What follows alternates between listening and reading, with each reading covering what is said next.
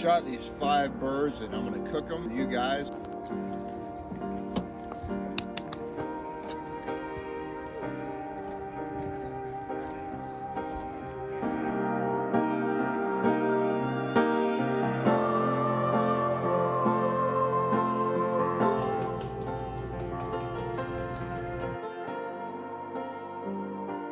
All right, so here it is, crispy on the outside and moist on the inside.